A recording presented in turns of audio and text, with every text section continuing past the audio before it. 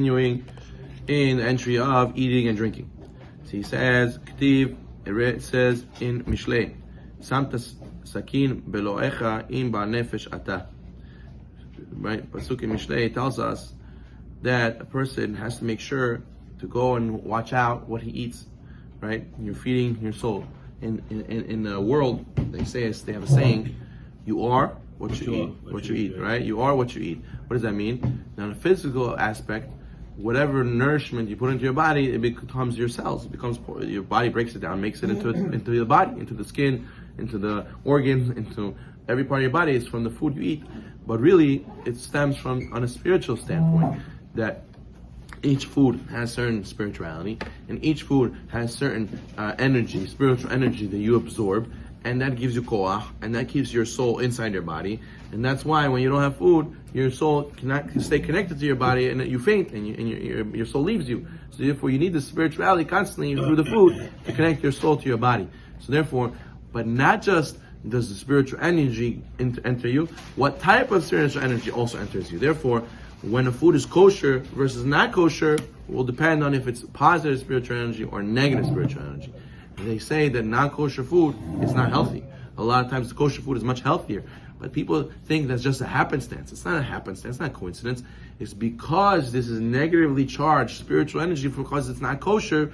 That's why it leads to itself to be in a physical way that it's also not healthy. So therefore, he says, a person has to make sure, not just in a physical sense, not to eat non-kosher, rather also because of the spiritual. You have to make sure to stay away from any small, minute issue of kashrut. Because your soul stays in your body and grows from the food you ate, and therefore you're going to be spiritually growing the wrong way if you eat non-kosher food, right? So therefore imagine a guy's bodybuilder, right? He wants to get big, he wants to have gains, right? And then he feeds himself garbage.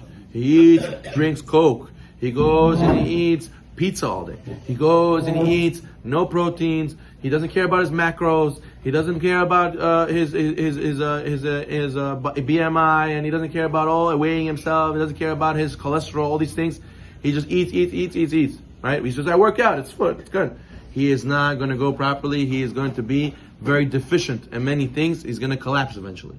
You should know the same exact thing applies when you eat non-kosher food, 100% non-kosher food, or even slightly non-kosher food. Well, at least I don't eat telfoi. No, there is halachot we all have a hard time keeping. For example, making sure the food is cooked by a Jew, according to Sfaradim. Or you have the bread has to be baked by a Jew. Or you have Yashan coming up, it has to be Nachadash. Or you have Chalav Israel, or you have Yain Nesech. You have so many aspects in halakha, bugs in the vegetables. You have so many halachot that you have to be careful for, because if you say, well, it's more or less kosher, well, it's basically not telefoi, so I'll eat it, it's fine. You should know that the same thing, like the bodybuilder, the same thing, you eventually, the neshama collapses because it is not getting fed properly. The mitzvot are vitamins for your neshama. If you don't take the right vitamins, you just take the sketchy vitamins, you take the vitamins that are not so good for you, eventually your neshama, you will feel it. So therefore, all of a sudden you get into a test one day. Should I steal this money or not? Nobody will know. Should I yell back at my wife? Should I do it or should I not? Should I go and go to this place with my friends, even though it's not such a good place to go to? But what? You'll fall in those tests. Why? Not because that test was too hard. It was because your neshama wasn't ready to handle it, because it didn't have the nutrients, didn't have the spiritual vitamins from the food that you ate. Therefore, a person wants to be successful in the future tests, he has to be prepared by eating the right food. What is the right food? The kosher food. So therefore he says that what? He says that the person has to be very careful to go and get kosher food. He says a person has to make sure the shochatim. A person has to make sure that he shochet that he gets from is somewhere reliable. The meat he eats, the protein you eat, it has to be Bet Yosef. We explained many times what this Bet Yosef is. The person has to make sure, if you're Sfaradi, that it's Bet Yosef, and this is one big test that a lot of people have. He says also, for example, preach, Gatel Botolaim, to check the fruit, the vegetables that doesn't have bugs. In the summer especially, he has to make sure not to drink wine that a goy touched. There's so many halachot that we have to brush up on, because we have to realize our service of Hashem depends on it. The person can say, I'm Gibor, I'm mighty, I'll eat whatever, I'll still do mitzvot.